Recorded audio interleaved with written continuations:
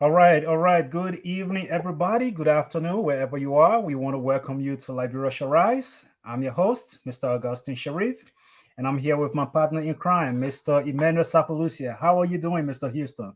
Oh man, Houston is again hot this week, and it's baking me right now. My air conditioner is on like it's not on. So if you see me wiping, that's because the place is hot. Yeah. Wow. So, but other than that, everything is good. And we're hanging in here. I mean, I love the topic we're going to discuss today because it's almost like one of my passion for Liberia. So I'm excited to get into that. Man, I think you already enjoyed the show today. I don't want to go into too much into it, but I want to welcome our viewers. I want to welcome our guests. We have a special guest on the show today, Mr. Emmanuel S. Wettee, and he's going to be introducing himself when he comes on the show. Yes, Most sir. Liberians in the diaspora, most Liberians in Liberia don't know him. So they know the passion he brings to this discussion. So we are going to be talking about that. But I know you, Mr. Sapalucia, this is something you were actually passionate about because 2016, 2017, when you were doing your podcast, you were talking about 2000, in fact, go as far back as 2007, 2008. We talk about it. And then, yeah, 2016, you're right. 2016, 2017, 2015, actually, we yeah. kind of hammered this and we're asking Ellen to make sure that it came to pass. But we had those that were obstacle to us. But finally, we have our dream come through. Awesome. Well, it's good news for Liberians and maybe not so much of a good news. But we'll discuss the topic on this dual citizenship.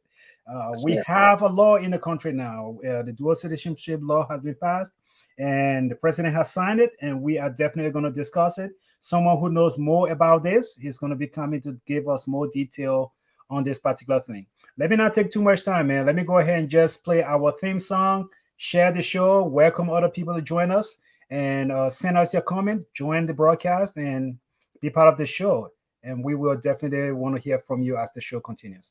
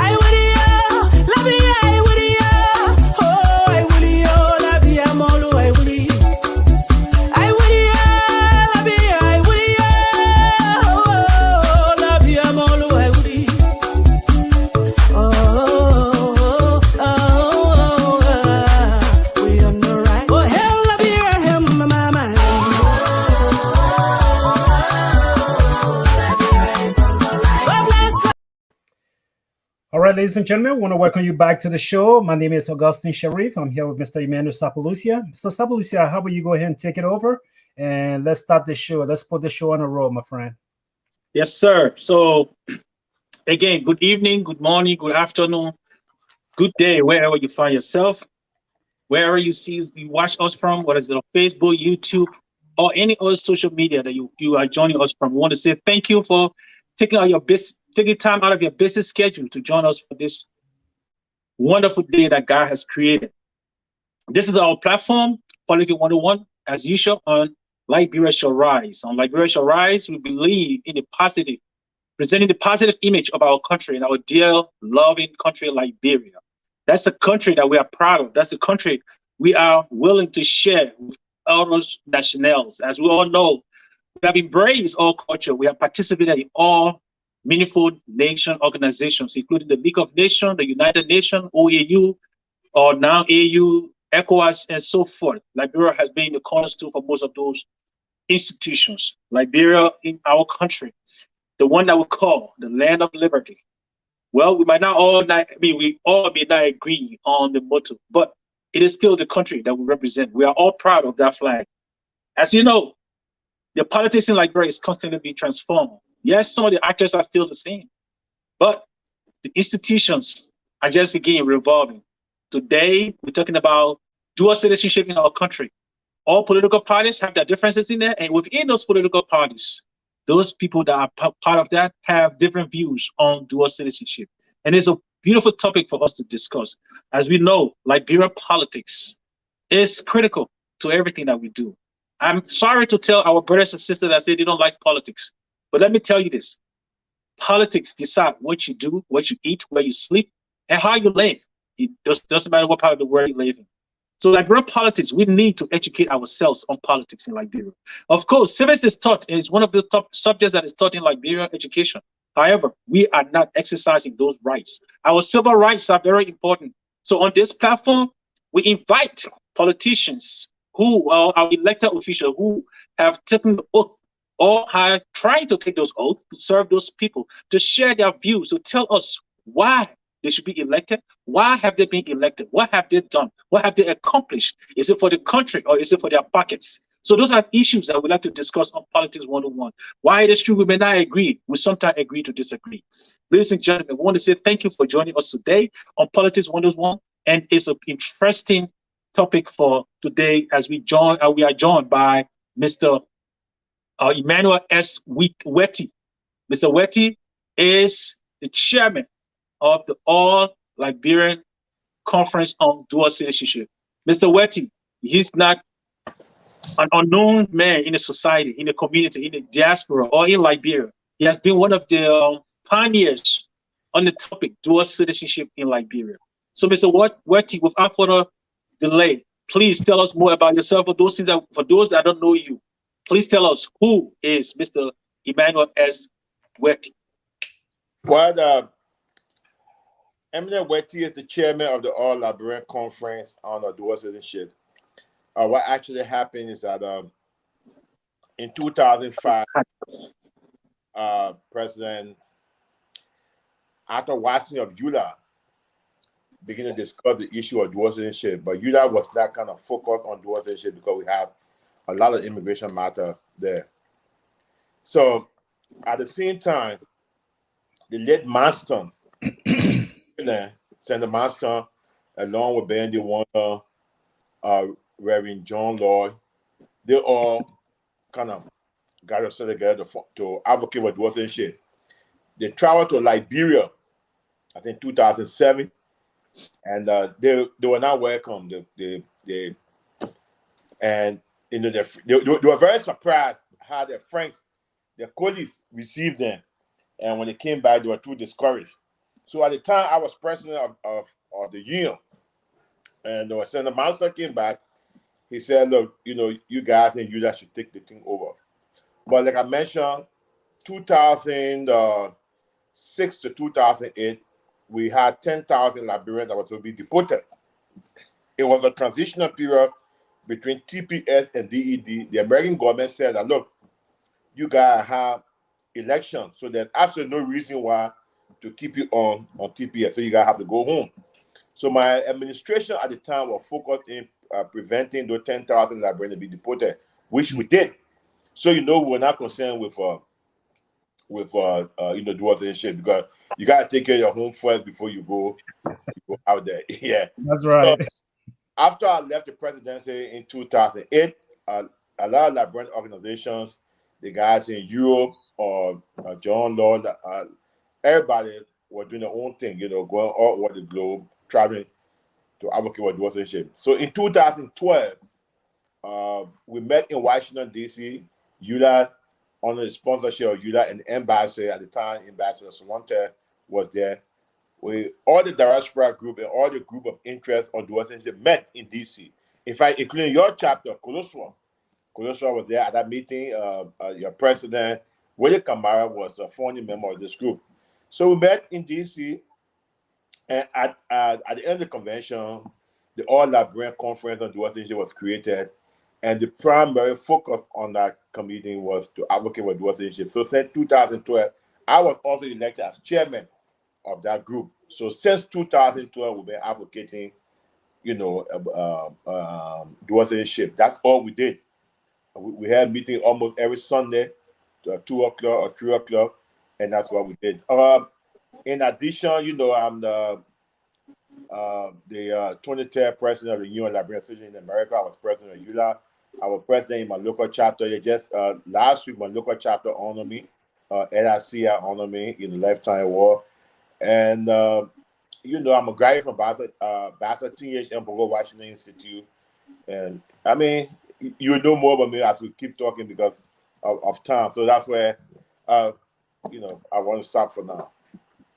No, but it's a blessing to have you on the show, and we are very happy to have you here because this is something you spend a lot of time talking about. So let me just go with the first question here: 2012 till 2022. Why did it take so long? It took a decade to be able to get to this point. I mean, what were some of the obstacles you guys were facing? The Liberian people were not honest. The dishonesty was one, and the resentment was two. They view us, we from the diaspora, as people that are going to take their jobs, take their land, enslave them, and everything. In addition, the government of Liberia, including lawmakers, politicians, opposition parties that came to the diaspora and promised us that when they get back to Liberia, the advocate for dual citizenship, they didn't do that. President Salif. President Salif, I want to be on record. Mm-hmm. She has promised us dual citizenship. She went to Ghana, she promised us. She went to Europe, she promised us. She came to America. I met President Salif countless times. Both in Washington and Monrovia. And she promised dual citizenship and did nothing. So her 12 years in office, we went after President Salif. And, to her credit, let me say, she kept the discussion on the political table. In as much that she didn't do anything, she promised us, I would do it. She didn't do anything. But at least she kept it on the table because in her annual addresses, she mentioned my age. But look, let's be honest. If President Salif wanted dual citizenship, she's going to pass it. We did everything we could to get her to pass it and nothing. And when President Wettee came on, we want to give him credit. To be honest with you, he really did a good job. In his first State of the Union address, he committed himself to dual citizenship. And since then, he has been working very hard. So the reason it took that long, Salif was not prepared to invest a political capital in this thing. And two, besides Salif, the government official, the lawmakers that came to the diaspora and promised us dual citizenship, when they went back home, they just forgot the topic. Even opposition party leaders, we include that in our platform, they did nothing. Then our people, the local people themselves, the political, the resentment. We are talking about your classmates. We're talking about people that you went to school, in churches with, the people that you grew up with. These are not people that are far off from you. They claim that we came here and we know all of the book. We got all the money. We are coming to enslave them, and you can't come. So I mean, that resentment. I mean, I don't know how to explain it because it Sure. pains to see that the guy or the girl that you want to school with will tell you, "Oh, you are now a Liberian. You left all in the war and ran away," which is not true. Which is not true. We have been supporting that place all along. So that resentment, I mean, and the Liberian Council of Churches was actually against dual citizenship. Bishop Brown, who was the chairman at the time, making no secret, he campaigned against us. He was very vulgar. There were other people that did the same, but we knew. Look, advocacy is not an event. Advocacy is a process. That's right. And we were very sure. And our advocacy was not only for Eddie Johnson Salih administration. Our goal that we're going to advocate for dual citizenship on to the end of the human race, and we're determined. Mr. Sabalucia. Yes, sir. So yeah, I want to congratulate you for joining. I mean, for spearheading that. For some of us who have been in the background advocating on Facebook, that's how far we would go. But at least for you guys, I had the opportunity to stand and meet with them and discuss and have the discussion with them. We want to give hats off to you. No, but let me say to you that your little comments that you made, even though on Facebook, you don't know how many poor minds you change. You understand? Because we encourage a lot of Liberians to do the same. Because it was my faith, it was this, our faith was almost the same. So when you come up from another angle, advocating is good for us. You see, we can reference it. So it will not be always Wettee. You say, oh, but this is a man from another place. So it was good. Don't downgrade that. It played a major role. It played a major role. So I just want to make sure that you understand that we do appreciate all of the people that supported us, in any way, shape, or form. Thank you. So now let us look at the All Liberian Conference dual citizenship. I know we have accomplished the aim, right? Or is there anything else that you're going to be undertaking as this program, as this new law is taking in this shape or form in Liberia? What else? What is now the goal of the All Liberian Conference on dual citizenship? Well, we apparently you're not in our meeting, but it looked like you're in our meeting because we just had a meeting about 2 or 3 hours ago, and we tried to address this thing. I just wanted to wait for the public to come in so I can let them know that the All Liberian Conference on dual citizenship comprises of the Union of Liberian Association in the America, Colosua, one of our founding members and very strong comrade in this whole advocacy. European Federation of Liberian Association in Europe, they supported us. Liberians in Ghana, Liberians in Australia, Liberians in Canada, and the Liberian Advocacy for Change. We are the people that constitute this whole partnership of All Liberian Conference on dual citizenship. And also, before I go further, I want to say that we do appreciate all of the people, including you, Eman, that in your own little way that posted something about dual citizenship. Want to thank the President Weah for his leadership in making sure they build path through the offices of Councillor Ajibo Bona, his legal advisor. On the Senate side, we want to express our thanks to the pro tem, our chair, Senator Vani Sherman, Senator Darius Dana, Senator Milton Tiaje, and Commander Wisse. These are our arm in the Senate. On the House side, we want to say thanks to the Speaker, Bova Chima, the Deputy Speaker, Fernando Kofa, the Honorable Wasso, Kenny Wasso, he's the chairman of the House Judicial Committee, and our own man, Akaris Gray. These are the people that champion us on the House side. Now, what next? Well, first thing is this.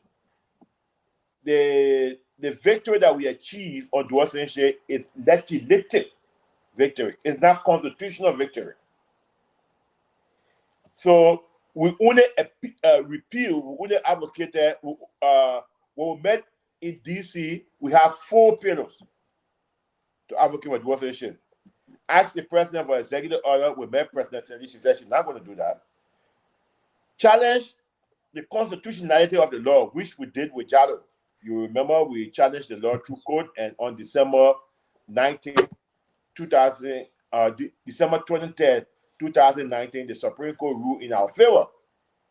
We went for the referendum in 2020, where we didn't receive the constitutional 2/3 vote. So it didn't pass. Then the other thing we have is to go through the lawmaker, because remember one thing, our constitution does not have anything on dual citizenship. It's silent on it. It's the 1973 Aliens and Nationality Law that have all of this speculation. You know, if you fall war in another country, you can't vote. If you renounce your Liberian citizenship, you are Liberian. You know, if you voted in another country, you are not. And so that's the Alien and Nationality Law that have all of those things. Since it was lawmakers that actually made the law in 73, 74, we could talk to lawmakers to repeal, because they the one can make their own law and repeal the law. So we went through the legislature to repeal the Alien and Nationality Law. So that law has been repealed. But if you look at our constitution, there's nothing in there but dual citizenship. So the next generation will look at changing the constitution and making sure that this thing is permanent, that our constitution will speak to that on dual citizenship. We may not be in leadership, you know, like I tell people, I say, look, Moses took the children of Israel from Egypt. He didn't enter the promised land with them. He stopped somewhere, and Joshua took them. So we already play our part. You know, advocacy is not an event, it's a process, and leaders will go and leaders will come. So to answer your question, the next thing is to look at the constitutional change to see how we can actually make this a constitutional matter. Because this just a law that was changed on July 19th. Another group can come and put the law back. You know? Yeah, so that's one thing. The other big thing that we're coming up with, which I had a meeting, is to focus on other country voting. You know, other country voting. Now that we are citizens, because we are citizens now, we can go to Liberia and vote. We can own our passport without any question. You know, you are entitled to a Liberian passport. Nobody will ask you any question. Just go pay your money and meet the requirements, and you're going to get it. So the next big advocacy now we're going to be looking at is other country voting. How we Liberians in the diaspora can vote. What will it take? What does that mean? What are the platform? What are the infrastructure? What operational definition of this thing? What does that mean? So that's our next big thing that we're going to be looking at on other country voting. But the all Liberian community, we are still here. We want to make sure that dual citizenship is not only changed by law, it's also changed within our constitution, and we want to start advocating now for out of country voting. And before Sheriff, let me just make a comment on that out of country voting. And I can tell you, this is something that I spend my time on, because we have already, the few guys that I talked to, we have already come up with a plan on how we can do that and how it can be beneficial, not just to us, but how it can benefit the country like Liberia financially, right? So some of those things, some of us have already planned it, how we have already put the platform together on how we can implement that outside voting, right? Like what America does, what you call absentee voting. We can do that. And some of us are already working, we have already worked on that. We got the ideas on what we can do to start that process. So if you guys need some of us, you already, I think you are in contact with me now since we connected here, and I'll try to add you on Facebook. And we got a team who have already started working on some of those things. We've been thinking way ahead of that before we even got a citizenship. Okay, so that's good. So we after this meeting, I will make sure I give you Chairman CA number. After CA, he was appointed to set the possibility to put the team together to see. So I will give you his number, and you guys can start talking. Okay, thank you. Yeah, Sheriff. Awesome. You guys are ahead of this thing. I'm super excited. But Mr. Wettee, let me ask you this. I know you've mentioned some of the positive things that we can be excited about. But just in case, maybe you want to expand on a little bit more. What are the pros? Why should people like myself and other Liberians in the diaspora, why should we be excited about having that dual citizenship, having the Liberian citizenship? Um, the reason is this: first, land ownership. If you look at the Constitution of Liberia, Mm-hmm. only a Liberian can own a land. That's It's right. not. It's that you don't need to have a PhD to understand it. It's right there. Only a Liberian can own a land. Now, if the alien and nationality law declare you not Liberian, then of course the land that you have before coming to America or going to Australia, China, so the land is not yours. And legally, somebody can challenge you and say, "Look, you are not a Liberian." You understand? And because of that law, a lot of people were doing. And I don't know how the best word to use, but buying land through their father, through their sister, the auntie, the uncle, the nieces. Now, if you purchase a land through the name of your niece or your nephew or your aunt, what if you pass away? Does that land belong to your child that was born in America, that was born in Australia, that was born in Canada, that was born in London? So we are saying that for national development purpose, let that security be in the mind of the person that the land that I purchased can be passed on to my children. And that's a key thing in our advocacy. And even though I like the land issue of the law, I also like the fact that it allows us to vote. You can go to Liberia, register, and you can participate in the political process. There's no if and there's no and about that. So long you go in, you can register, you are a Liberian. Above all, it gives a woman the right to pass on her citizenship over to a child. Now, prior to this law, a child that is born to a Liberian woman and the father is not a Liberian,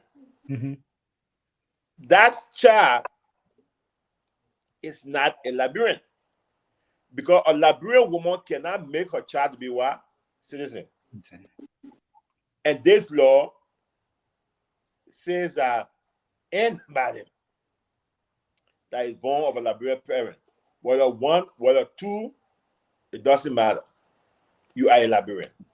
So a child born today to a Liberian mother, that child is a Liberian. There is no if and there is no and. Now,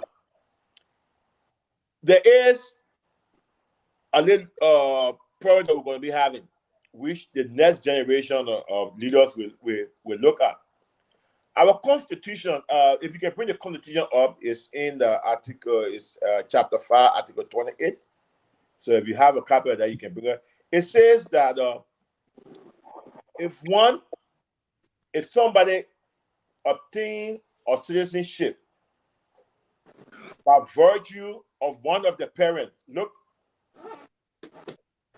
right? I'm trying to get my constitution. That's what I'm looking for. That's fine. Yeah. Go get it. Yeah. If a child becomes a citizen by virtue of the citizenship of one of the parents, that child at the age of maturity should declare what citizenship they want to hold. And which we're talking about the age of 18. Yeah, maturity. I don't know. The yes maturity, so you can. Yeah, that's where they leave it. Yeah. Now, the question is this though. So the Constitution said the child is a citizen by virtue of what? Maturity. One of the parents having a citizenship of another country. So by virtue, because of one of the parents, they are citizens of another country, and at the age of maturity, that child will have to declare which citizenship they want to hold. But the question is that, what if the child was born in a birthright country, like America? That is extremely key, and that can only be addressed through constitutional means or something like that. You know, because your parents can be illegal in America. Your parents cannot be citizens in America. You understand? But the fact that you are born in America, you automatically become what? A citizen. Yep. Yeah. So it's something that we all know. We need to think about. And so, I'm so sorry. Go ahead, finish your point. Yeah. So but with the new law, it says that once a Liberian, always a Liberian. But our Constitution does not have that line. So that's a conflict right there. So to constitutionally resolve that problem, it got to be done through a referendum. And you see, this is why, I think, I could be wrong. I want to bring Sapolucia back on the show. But I think this is why I truly believe that there is a pitfall here that we actually have a risk of falling into a pit in front of us. Because let's talk about, when you correctly mentioned the whole idea of land ownership should be one of those things that I can be excited about. I can go to Liberia and buy my little piece of land in Buchanan, where I know very well I can go buy my piece of land and I will be okay. However, since this thing is just a law and it has not been constitutionalized, what if someone leaves here today, I go buy my piece of land, get my place in Liberia, and then who knows who comes into office next 2023, and this whole thing goes back to square one and they take that legislation off the book. So I stand the risk of losing that piece of property I already purchased. No, this law, this thing our country is very silent. This law says once a Liberian, always a Liberian. If you're born in Liberia, you are a Liberian. So in fact, the Constitution even guarantee your right to citizenship. You are born there, you are a citizen, period. There's no if, there's no end. And your child is a citizen. You see, so long you are born in Liberia, you are a citizen, and it's constitutionally supported by that. But we understand your concern. But what we're seeing is that the next level, we're talking about those children who have a citizenship by virtue of the fact that they were born in America and other countries that are birthright countries. Like a child born in America, the child is an American irrespective of the citizenship of the parents. And also, and the good thing about this law, the law says, look, anybody born to a Liberian parent, you are a Liberian. So I'm just bringing that out for future advocates that will be looking at changing the Constitution to reflect that. Okay. So another concern that come up too is what is defined in the Constitution for a person to become citizen. I know in the United States, our race and stuff are not just defined by our phenotype or our genotype, right? Where they measure people based on their DNA. In Liberia, on the other hand, we don't have that. We just determine people based on their phenotype. We determine people's citizenship based on their phenotype. What that means is we are looking at the person's appearance, the outward appearance, right? Now that this new law is telling us that one that is born of a Liberian mother who may have a Negro skin, because that's what the Constitution says, a person of Negro descent can be citizen of Liberia. Now, and that's why I compare with Liberia and America, right? Because America, they will look at your genotype. They will go through your DNA and find out how many percent of you are Native American or whatever.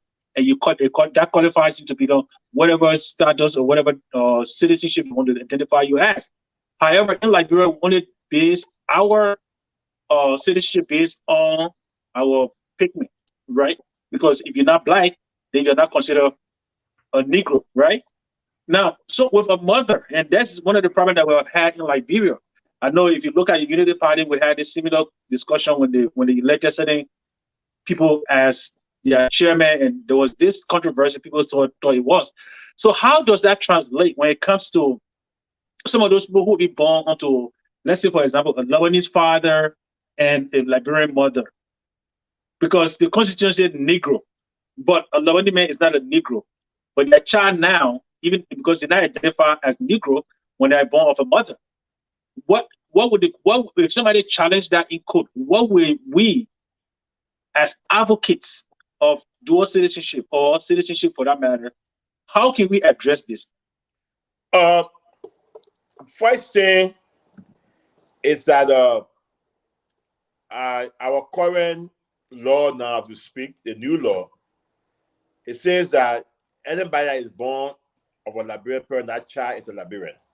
Yes. Now, I understand your concern, which is the one we're discussing. I understand your concern. You're absolutely correct. What if the father is not a Negro or not a Negro, right? Mm-hmm. So what's happening? Well, because our Constitution said to be a citizen, you must come of a Negro or Negro descent. Yes. I can tell you for now, these are things that the next generation of advocates will be looking at. And, and the Supreme Court will be the constitutional body to really interpret, that. But you're absolutely correct. That is an issue. That is an issue that people who are born and the parent, the father is not Negro, that is an issue. But however, for now, we're going to celebrate that law that says anybody that is born to a Liberian parent, that child is a Liberian. Now, Liberia is a very interesting place. It's somebody does not like you, they can go after you. I heard the same thing with like you mentioned. I know you didn't want to be very personal, so I'm going to go the same line. The Unity Party former chairman and former secretary, people were saying that, they are not Liberian because their father are not Negro or of a Negro descent. That's another argument, that we really come to place. But for now, as an advocate of dual citizenship, we celebrate what we have. And if you feel that somebody is running and you think their father is not a Negro, it's your right to go to court and let the court decide. Let the court decide. But for now, once a Liberian, always a Liberian. Anybody that is born of a Liberian parent, that person is a Liberian. All right. Again, we just want to take a quick break here. Just want to welcome our viewers. This is Liberia Shall Rise, and today we are speaking with Eminent E.S. Wettee. He is talking to us today about the recently passed legislation for dual citizenship in Liberia. We'll take a quick musical break and let these guys get some water to drink, and we'll be right back. Whoa, whoa, whoa, whoa, whoa. Love is all we need to make you see. This is the time to come together. Keep Liberia safe forever. So open up your heart and let the unity begin. Love is all we need to make it stand. Let's cultivate one another. Learn to live together as brothers and sisters. Without togetherness, we won't have a peace of mind. Unify and have a peaceful. Sweet Liberia, land of liberty is our home. Keep it standing. This is the one and only home. I'd like to welcome you back to Liberia Shall Rise. Today is our segment Politics 101, and we are speaking with our special guest, Mr. Eminent E.S. Wettee. And we are talking about the recently passed dual citizenship legislation in Liberia. And if you'd like to comment, send us your comments. We'll make sure our guests will answer those questions for you. If you'd like to call, we will have the number that you can call in to give your opinion on the subject that we are discussing today. Mr. Wettee, I'd like to go back to the resentment you were speaking about, and with regards to why this legislation took so long to pass or to come to fruition, that sometimes people in the country, they were very resentful of other Liberians in the diaspora, thinking we left the country, we abandoned them, and we took off, and so we don't have that right to come back and be part of the process. But from my experience, I could be wrong here, but from my experience, speaking with my regular friends in Liberia who are not politicians, who are just everyday people, I didn't get the sense at all that they were resentful of other Liberians in the diaspora. Could this be that maybe lawmakers or other people were actually planting this seed in sending the wrong message to Liberian people? Let's just say sending the wrong message to the Liberian people, telling the Liberian people, look, do not vote for this. Because I remember it was 2020, was it 2019 or 2020 when they had that referendum? Okay, there you go. So the wrong message, the message was going out wrong. People were not being educated. And so as a result, it just came across as it was Liberians who were voting against dual citizenship. But in my opinion, it was lawmakers who were actually sending the wrong message to the people, feeding them wrong information, which of course led to this whole delay in the process. What do you make of my assessment? Well, I can't challenge your assessment because the sector of people that you deal with may be people who are very positive. They knew about the situation. But I was on the air many times in Liberia, talk shows, radio shows, and they were just coming like this, bam, bam, you guys cannot serve two gods. You left us in the war, and you took all the money, you were steal. Just name it. The list went on. But there's an interesting thing, though. When we started from the beginning, it was tough. I can admit to you, it was very tough. For every talk show we went on, the negative quarters were too much. But then, in recent time, after a referendum, for every show we go to, most of the callers, we support the older people, our brothers and sisters. Then they come back home. Because what we found out, we were advocating for dual citizenship. Those that were against us were saying that, the dual citizenship is for white people. You see, and those guys were very effective in planting in the minds of our people that the advocates of dual citizenship that we're talking about is not for Liberian, it's for white to become citizen. And that was one of the key resentment. So what we did, we said, look, sometimes when you advocate, trust me, your opponent can always give you some kind of good solution to the problem. Just listen to what you have to say. Because he kept saying, white people. So, but then, if that's the case, if I was an ordinary Liberian, and you tell me that the dual citizenship is for white men, you can't take my land, yes, of course, I will reject that. Right. So we changed our message. We changed our strategy. Said, look, let's tell the people that this thing is about Tape, it's about Koli, it's about Josephine, it's about Zulu.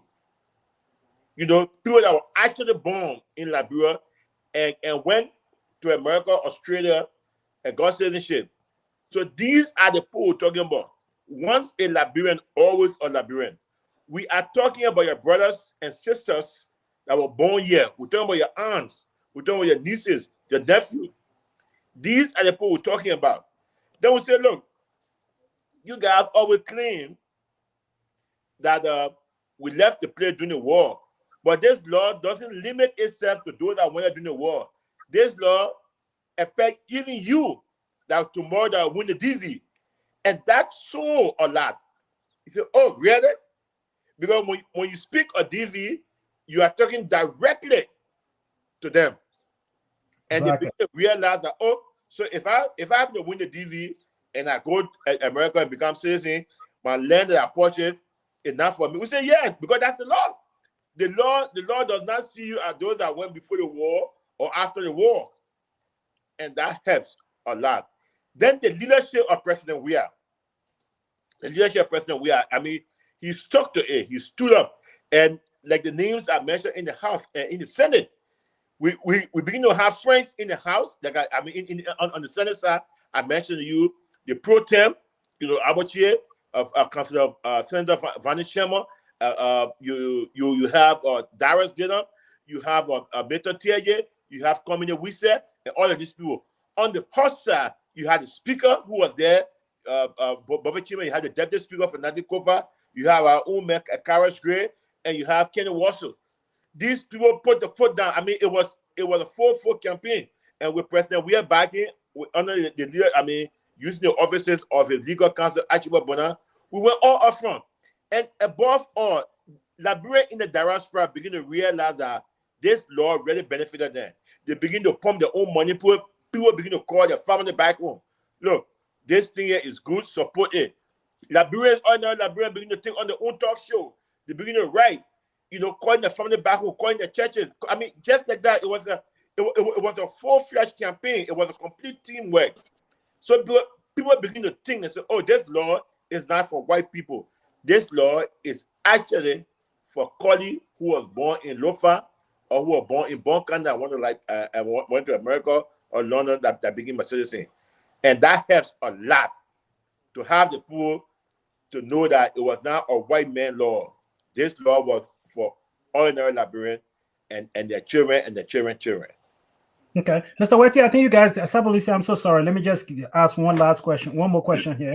Mr. Wettee, I think you guys did an excellent job making sure this thing came to fruition. But one of the things I heard on the ground, and most of the people you name, I've talked to them personally.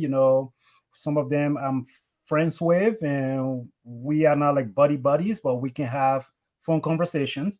And one of the things that I kind of challenged was this whole idea of most of those individual lawmakers I'm speaking to, their motives were actually brought into question.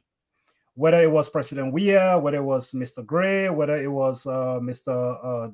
Dillon, most of these gentlemen who were actually pushing for this legislation, their motives were brought into question. Whether it is right, I don't know. I don't want to get into the right or wrong part of it. But the motive that was questioned was the fact that they actually had their children overseas as well. Their children are overseas and they own property in the country. So they want to make sure that property pass on to their children. And if they don't support this legislation, their children are going to lose that particular property they own in the country. So they had this hidden motive to actually support that legislation. What do you say regarding that? I like, it's interesting how what people think. Let me tell you something. Before those names that you mentioned came to power, we were advocating for citizenship since 2012, right? Their position was all the same. Prince Johnson was one of the guys that were actually against us. He made it no secret that as long as he's in the Liberian Senate, citizenship will not become the law of the land. Guess what happened? After many lobbying, there are a lot of Liberians, diaspora Liberians that return home. But if you look at, let me just take the Nimbanian for example. Right. If you go to Nimba, those guys have done a great job in Sakeple, Yekepa, Ganta. You got a lot of businesses, diaspora owned. Prince Johnson voted yes for citizenship. Darius didn't, So the issue that because the children is not true. Dillon was a man who was against citizenship. We met Dillon and we explained him, and Dillon agreed to John, the advocacy. He didn't do it because his child, because when he was against citizenship, his child was in America. But he we met with him and we explained, we made our case to him. And they don't say, oh yes. And I will tell you one thing. They don't was like the lion or tiger on the floor in the Liberian Senate. Just the same way Akara Gray was on the hot side. You know, so these people, we met with them one-on-one and talked to them and begin to find reason. Those guys who were saying because they have children in America, they have this. And let me just play back. One of the reasons why President Sedi was very slow or inactive in supporting Dwazin, it was because of what you just said. Of what you just said. In one of our meetings, she admitted. She admitted that, look, I know you guys are saying that I am slow. I don't want to act the thing, but I don't want to put it say I'm doing it because my children and my grandchildren in America. She said it. She said that's, you know, she said it. She was very honest. She told us. You know, and so you are absolutely correct. But those guys like Delon, Karas Gray, Fanatic Kofa, Kenny Wasso, Baba Chima, you know, the Vani Shema, the Abachie, the Beton TJ, the company we said they did it out of good heart. They believe that it's in the best interest of national development.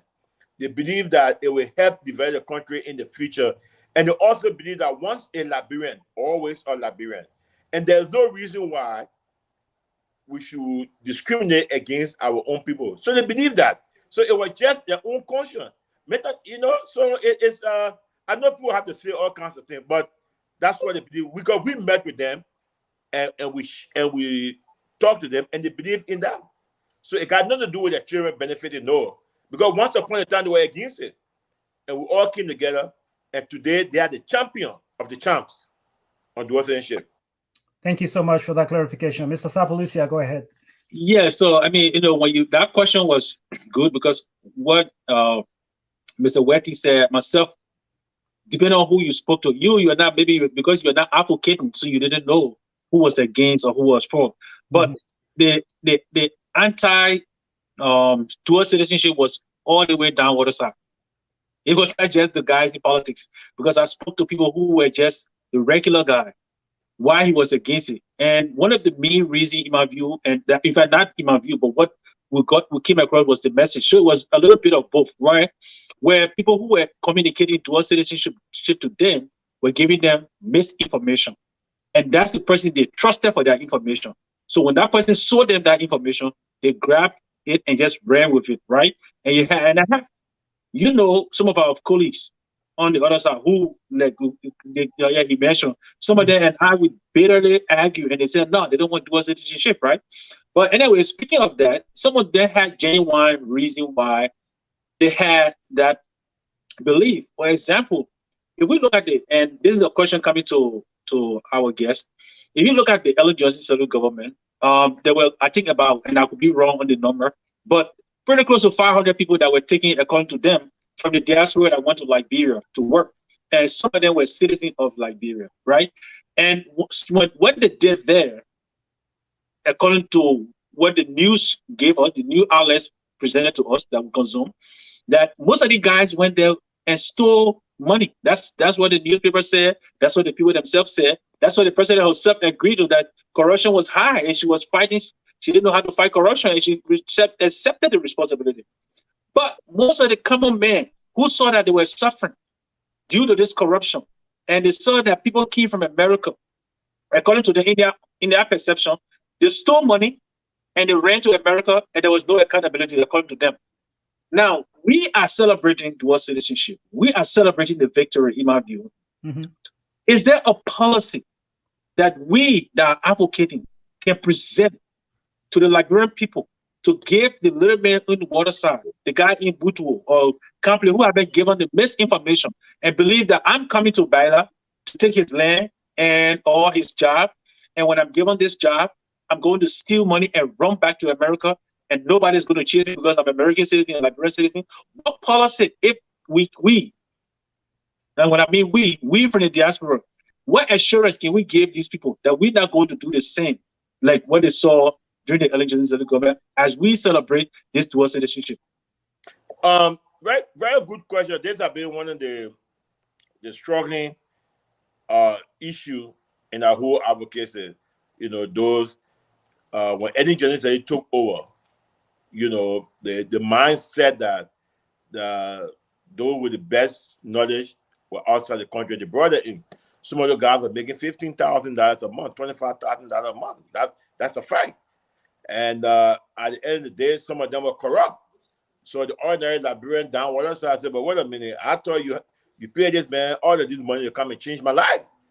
What's the impact? And some of them, that's true. I'm not going to come here and sugarcoat anything. You know, we're disappointed in some of them with a huge salary, $25,000 a month in Liberia, $15,000 a month in Liberia, and you cannot even design an agriculture program that people will be able to feed themselves. You can't even design a business platform that people will be able, the middle class could grow. You couldn't just do something. You know, you couldn't just increase, create opportunity for people to have businesses. I agree with ordinary Liberia. That's true. And at the beginning, these things were the issue that we have.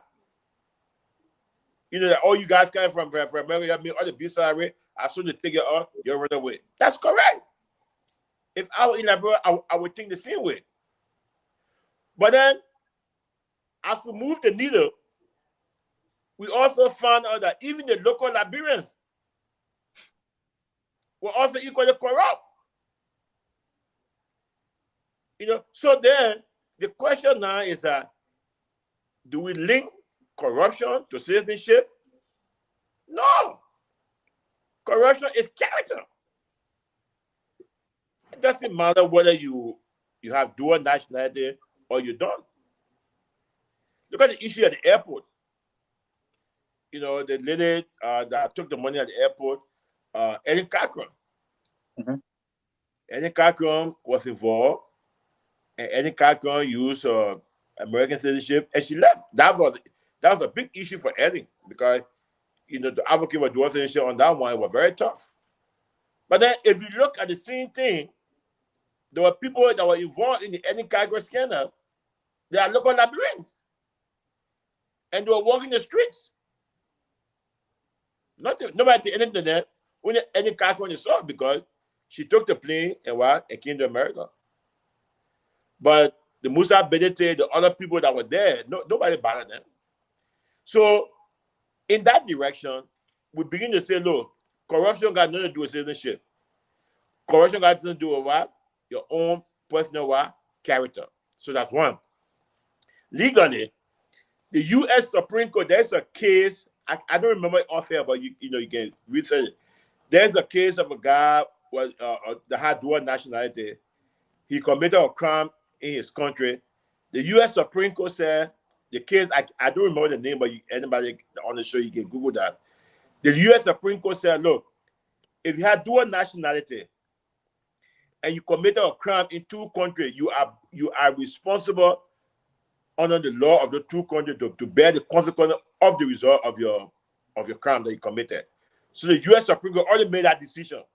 So if you have dual nationality, you committed a crime in Liberia, and you come here in America, the law says that you should bear the weight in Liberia. The other thing is that, look, Liberia is a country of law. We may have problems with implementing the law, but if we put the right processes in place, these things will not happen. We are not the only country that had dual citizenship. Ghana got it. Nigeria got it. Sierra Leone got it. Africa's got it. What are they doing to protect their resources? We can do the same. This is not unique. But, you know, Mr. Wettee, I got to say, though, you know, those other countries that you name, you know, I just happen to be one of those lucky guys. I have a cross-border connection because my parents came from Sierra Leone. I was born in Liberia, so I still have my Sierra Leonean roots. And one of the things that I see a little bit different from what Sierra Leone and Liberia went, I don't want to compare the two, but I think it's fair to compare them since you brought them up. But one of the things that they do, though, those people, they actually do have that that whole idea of, national symbol. Let's go around our country. Let's develop our country. Let's build our country. Let's bring it up. So when they go, they want to invest. They want to do things.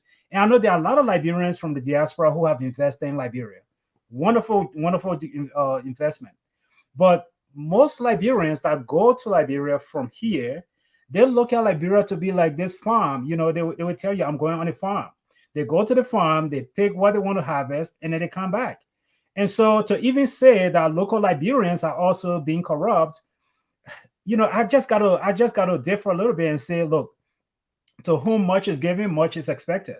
If I am a professional, you take me from here and bring me to Liberia, you expect me to develop a program to bring life up, to give people opportunities. And if I go and disappoint, my assistant, who is a Liberian, of course, he or she sees that and say, well, Sharif came here, he took his own, and he left, nothing happened. Of course, he too, he'll be corrupt. He will follow the same example. Because when you push him, he will say, well, you got to go bring Sharif down. He was the boss. That meant to $50,000, $100,000, he went. You didn't go after him. I only took $10, you coming after me? So, I mean, the leadership hand will be tied because of what they see from people in the diaspora doing. So, I mean, I love the citizenship. I love what we have, and I'm celebrating it. Like I said, I was one of the first to stay in line. I got my passport. I'm going to go home to go visit. But we should set good examples. No, I understand. The point I'm making to you, that criminal act, got nothing to do with citizenship. You got to do with your own character. That's the point I'm making. But yes, if a person from the diaspora store and a local store, they always bring a person from the diaspora. That's right. I agree with you. There's no argument.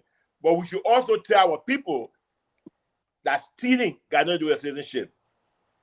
If you're a criminal, you're a criminal. Whether you are a Liberian or you are someone with dual citizenship, triple citizenship, is all based on your character. That's the point I was driving home. I'm sorry if I didn't deliver it well. Yeah, Mr. Sabalusia, go ahead, sir. Yeah, and I want to agree with him, because the reason I brought that up, because that's the perception our local the little man, that's the information that been fed, and that's the perception they have when it comes to dual citizenship. So I just wanted to put that out there. But one thing I want to tell us, we that are now celebrating the dual citizenship, is this: if you have your dual passport and you fly to Liberia, if you do not go to the embassy or you do not fill all your embassy information indicating that you are in Liberia, anything that happens to you, you are going to be held by the Liberian government, right? If anything happens, the Liberian government doesn't really know until you identify that, you go to the State Department website and indicate that you're in Liberia.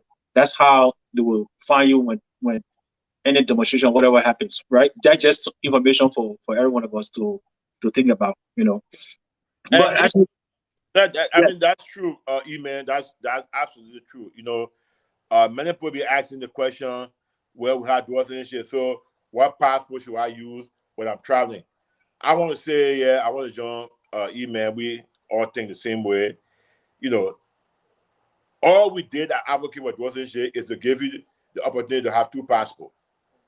How you use it, that bro mentioned that you're bombing. How you use it, it's up to you. Yeah. So I'm not going to tell you, because some people got all kinds of ideas. Since I don't want to pay for the visa, I will go with my Liberian passport. Then when I'm coming back, I'll use my how you use it at board meeting. Yeah. All we did was to get the opportunity to have both of them. Yeah. Yeah. All right. Well, as we come to the end of this awesome discussion here, Mr. Wettee, you want to say thank you so much for coming on the show. And I would really want to congratulate you because you work hard. You put a lot of time in this. You put a lot of effort, and you and your team, we say congratulations. Thank you for speaking for us, and thank you for making our voices to be heard. But before we close the show, though, I'd like to give you this opportunity. Maybe just speak to us. And what do you need from us? How can we join you in your next chapter? Because I know there's still more work to be done. How can the people here in the diaspora join you to help move the agenda forward? Thank you very much for the opportunity. I want to thank you and your host for the opportunity.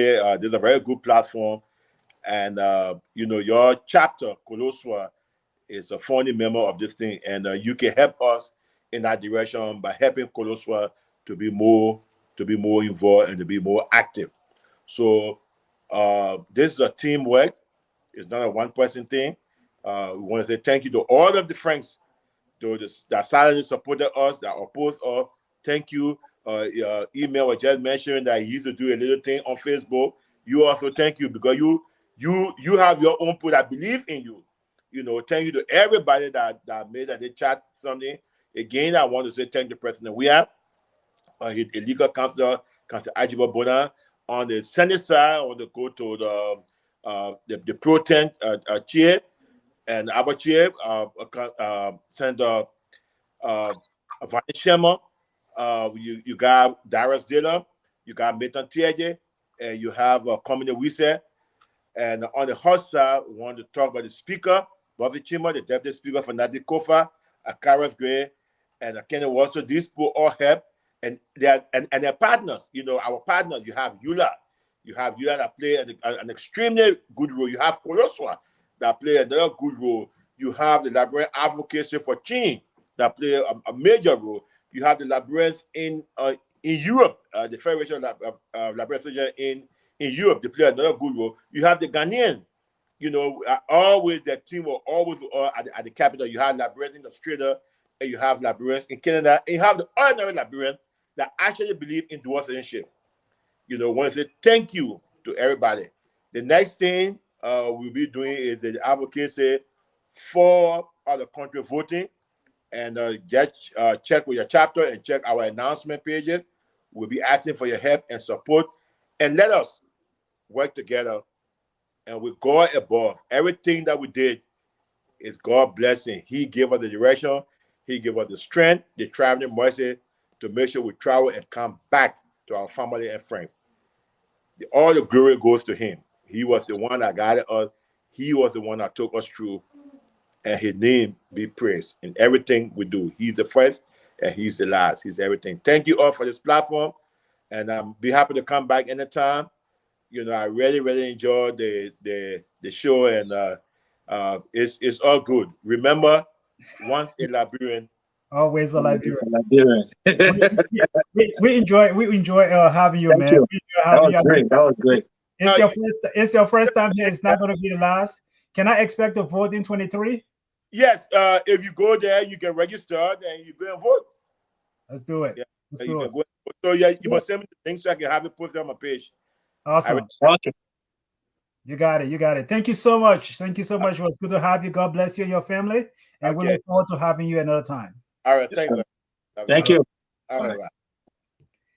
So, Mr. Sabalusia, that was the dynamic, eminent Emmanuel E.S. Wettee, and that man, he has spent his whole time and his whole life, I want to say his whole life, if you will, just working on this to make sure that Liberians have something to be proud of. I'm one of those guys who used to sit around and just say, what is there to help out? To hurt the country, because if you give me citizenship and I can go to the country and be very free to move around, and I don't have to hide to actually say, you know what, I want to buy land, but I'm going to put in my brother's name. Do you know how many people in the diaspora who have lost money because of that particular way of doing things? Yeah, a lot of people, because think about it, you buy it, and what if that brother of yours, you meet him with for something, he can go and sell it. You got no legal binding right to go and claim the land. Before you go there, you say, the first thing the law will ask you, did you buy this land? You say yes. What's your receipt? Well, when you show the receipt, your name is down the receipt. When you show the deed, your name is down the deed. So you don't have right over that land.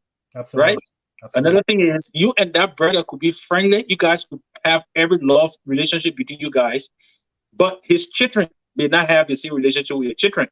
So yes, you guys can understand one another, but when he passed and he gave that deed to his children can claim that land. You have no right over that land. So there were so many things in between that people did not understand when we were advocating for dual citizenship, that we should have that right too. I don't understand why, and sometimes I know we become skeptical, but I didn't understand why you fight against it. When you and I grew up together, we went through the struggle, and let me just tell you, to most Liberians, some of us did not run away from the war. I stayed through the war, and I was there until the last bullet was fired, 2003. So we did not run away. And even those who left before the war ended, they were running for their own safety. They were running for some other reason. And whether the person left before the war, they were running towards something, maybe to gain a better life, or something drove people to where they went. The reason you are in Liberia is not because you are condemned or whatever. God have a purpose for you. So make that opportunity, use that opportunity to extend that hand to somebody else when they're trying to offer you something else. That's how I think we should look at it. But I think today was a good program, and I thank Mr. Wettee for coming on and giving us at least some other insight of some of the background work that we were preaching and not knowing what was going on in the background, and giving us those things that happen in the background. All right, man. Well, on that note, we want to say thank you to our viewers. We want to say thank you so much for sharing the broadcast. And we look forward to having you next week. We'll be here on Sunday at 4 p.m. Central to have another show for you. Stay safe, and God's willing, we'll see you next week. Sir.